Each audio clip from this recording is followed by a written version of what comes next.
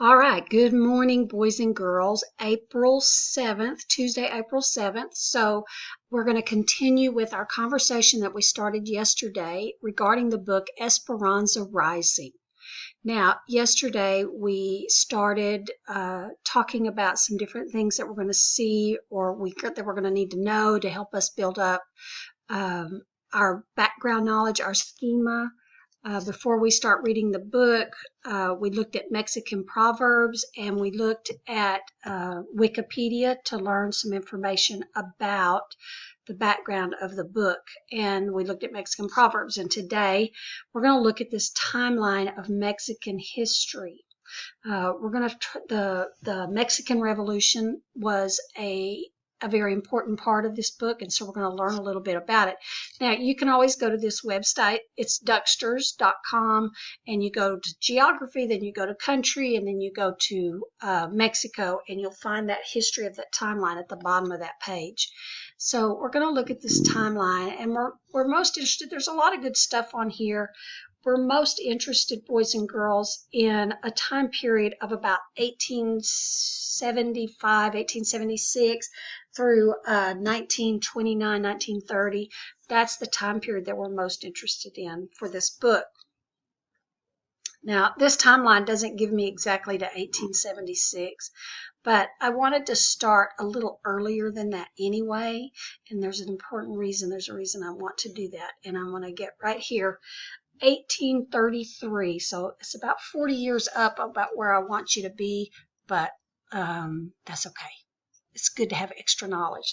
So in 1833, Santa Anna became the president for the first time, okay? And that you're going to see down here about 24 years later. Yep, he was exiled from Mexico. 1848 is when the Mexican-American War ended, and 1853 is when Mexico sells part of New Mexico and Arizona to the United States. It was part of the Gadsden Purchase. I know in class one day one of you kids said something about the United States stealing Mexico. Well, I got to tell you, Mexico sold part of their land. Okay, but let's get on with that. Let's don't go into that. Okay, 1861, the French and Mexico invaded Mexico, and they instilled their own president. Maximilian of Austria was their president in 1864. But Benito Juarez expelled the French and becomes president, okay, in 1867. So 1910 is when the Mexican Revolution began, and it is led by a man named Emiliano Zapata, all right? And 1911, just a year later, President Porfirio Diaz, who ruled as a dictator for 35 years, okay, so about the time frame that I asked you to start thinking about, he's overthrown and he's replaced with revolutionary Francisco Madero, okay?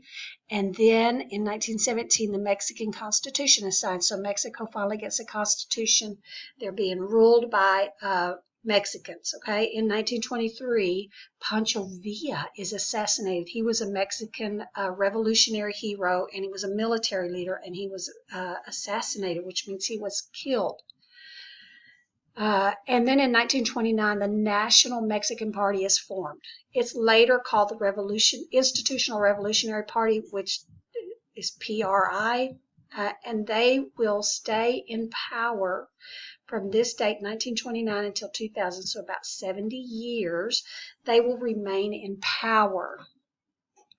And that's going to be important to the timeline of this book.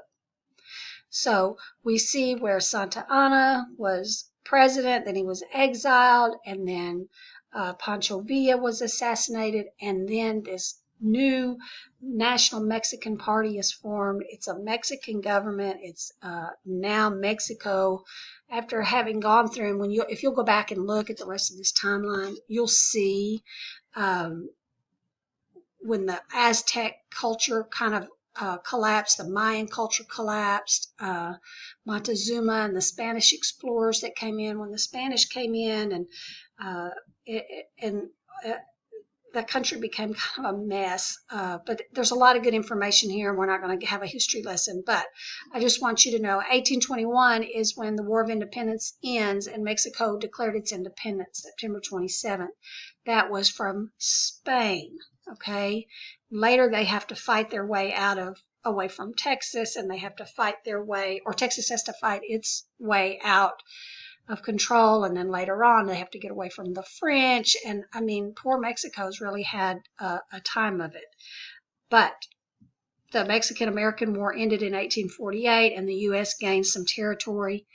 But so then as you go down and you see, not sure how my little box moved, but how things have changed with Mexico over the years, what I want you to keep in mind is that during that period that I was talking about, that 1876 to 1929, is when the country really changed leadership, and Mexico, as you know it now, is really where it came to be, is where it all started, was about when the National Mexican Party began.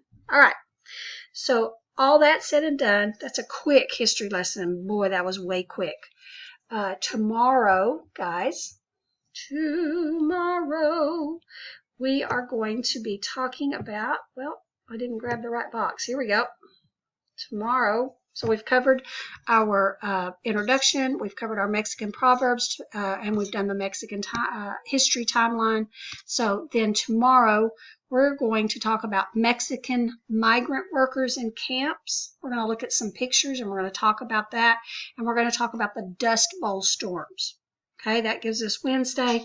And then on Thursday, we're going to talk about something called Valley Fever and the Great Depression. Both of those play a big role in this book. Okay, so that's where we are today.